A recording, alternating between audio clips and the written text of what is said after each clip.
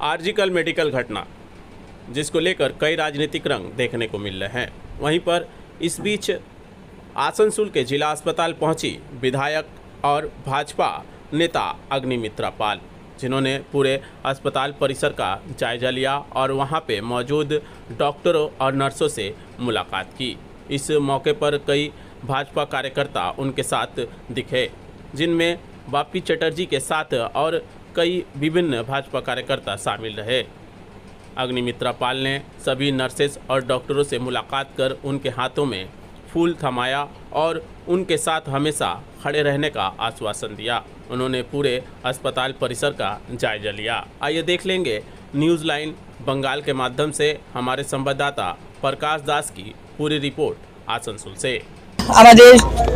District हासपाताल एखाने एसेছি आसनसोल আমার বিধানসভায় যে ডিস্ট্রিক্ট হাসপাতাল এখানে এসেছি একটি কারণেই যে আমরা শুনলাম এক দুদিন আগে এখানকার ডাক্তার এবং নার্সরা আমাদের সিপিকে কমিশনার অফ পুলিশকে কিছু কমপ্লেন জানিয়েছেন। এখানেও কিছু বিষয় রয়েছে, তারা সুরক্ষিত মনে করছেন না নিজেদেরকে এবং আরজিকরের ঘটনাটা ঘটার পর আমরা কি বলবো শিহরিত। আমরা এইভাবে যে হতে পারে এবং যেভাবে কেঁচো খুঁড়তে সাপ বেরোচ্ছে, আমরা সবাই জানি যে সিভিক ভলেন্টিয়ার সঞ্জয় রায়কে গ্রেপ্তার করা হয়েছে, কিন্তু শোনা যাচ্ছে কোনো টিএমসির প্রভাবশালী এমপি তার ভাগ্নে এর মধ্যে ডাইরেক্টলি ইনভলভড। সেই কারণেই কলকাতা পুলিশ এবং কলকাতা পুলিশের কমিশনার বিনীত গোয়েল এত তাড়াহুড়ো করে বডিটাকে সেদিন পুড়িয়ে দিলেন, আমরা বুঝতে পারছি কারণটা। এবং মুখ্যমন্ত্রী রবিবার অবধি সময় চেয়েছেন, আমি জানি না কিসের সময় উনি চাইছেন। কামদুনির মেয়েটি এখন অবধি বিচার পায়নি। রামনবমীর মিছিল করতে গেলে অত্যাচারিত হতে হয়, খুন হতে হয়, তাও সিবিআই তদন্ত চলছে। দাড়িভিট রাজেশ তাপস খুন হলো, সেটাও সিবিআই তদন্ত চলছে। শুধু সিবিআই ছাড়া গতি নেই, সিবিআই তদন্তই চাই। এবং মুখ্যমন্ত্রীর ওপর আমাদের ভরসা নেই, পুলিশ প্রশাসনের ওপর ভরসা নেই। তাই আজকে আমরা এখানে এসেছি, ডাক্তারবাবু নার্স সবার সঙ্গে দেখা করেছি, যাদেরকে পেয়েছি তাদেরকে একটি ফুলের স্তবক দিয়ে আমরা জানিয়েছি আমাদের সলিডারিটি। আমার সাথে রয়েছেন আমাদের এই জেলার সম্মানীয় সভাপতি বাপ্পা চ্যাটার্জি মহাশয় এবং সমস্ত ভারতীয় জনতা পার্টির কার্যকর্তা বৃন্দ।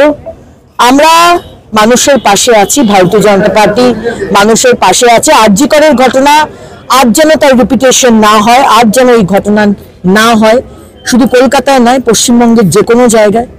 এবং আমরা ডাক্তার নার্স সবার পাশে আছি, এটাই বলার জন্য আজকে এখানে এসেছি। এখানকার চিকিৎসকরাও যেদিন বিক্ষোভ করছিল সেদিন বলছিলেন যে আমরাও রীতিমতো আতঙ্কিত, আমরাও রাতে কাজ করি, দিনে কাজ করি। এখানকার হাসপাতালের যে নিরাপত্তা ব্যবস্থা, সেই নিরাপত্তা ব্যবস্থা নিয়েও তারা কিন্তু খুব একটা শান্তিতে নেই। তারাও বলছেন পুলিশি পহরা বাড়াতে হবে, অবাঞ্ছিত যারা ঢুকে, যারা হাসপাতালের ভেতরে, সে অবাঞ্ছিত প্রবেশ এখানে রয়েছে। দেখুন, আপনারা এটা নিশ্চয়ই জানেন, পশ্চিমবঙ্গের মানুষ জানে যে প্রতিটা ডিপার্টমেন্ট, সেটা আদালত হোক, সেটা আমাদের হাসপাতাল হোক, স্কুল হোক, কলেজ হোক, প্রতিটা জায়গাতে আমাদের মুখ্যমন্ত্রী মমতা বন্দ্যোপাধ্যায় এবং টিএমসি সরকার পলিটিসাইজ করে দিয়েছে এবং এখানে সিন্ডিকেট চলে। এবং আপনি যদি টিএমসির নেতা হন বা ইভেন গ্রাসরুটের মানে একদম নিচু স্তরেরও যদি নেতা হন, আপনাকে কোনো কথা বলার সাহস না ডাক্তারবাবুর, না পুলিশের, না নার্সের। তারা যে কোনো সময় ভিজিটিং আওয়ার্স নেই, কিন্তু তারা ঢুকে যাবে। এবং তাদের যে অবাধ দরজা খোলা রয়েছে হাসপাতালে, শুধু এই হাসপাতাল নয়, যে কোনো হাসপাতালে। সুতরাং এটা খুব স্বাভাবিক যে আজকে পুরুষ ডাক্তার হোক কি মহিলা ডাক্তার, পুরুষ ওয়ার্ড বয় হোক কি মহিলা নার্স, তারা সবাই অসুরক্ষিত। এবং এই কারণেই তারা সিপির কাছে কমপ্লেন করেছে, আমাদের কাছে কানে কথা এসেছে। এবং আমরা চাইবো যে এই বিষয়টি যাতে প্রশাসন দেখুক। এখানকার যারা আছেন আধিকারিক, আমাদের রোগী কল্যাণ সমিতি তো আমাদের বিধায়ক, আমার বিধানসভায়, কিন্তু আমাকে রাখা হয়নি। নিয়ম মতো যেখানকার বিধায়িকা তাকে রাখা উচিত, কিন্তু এটাই হচ্ছে রাজনীতি।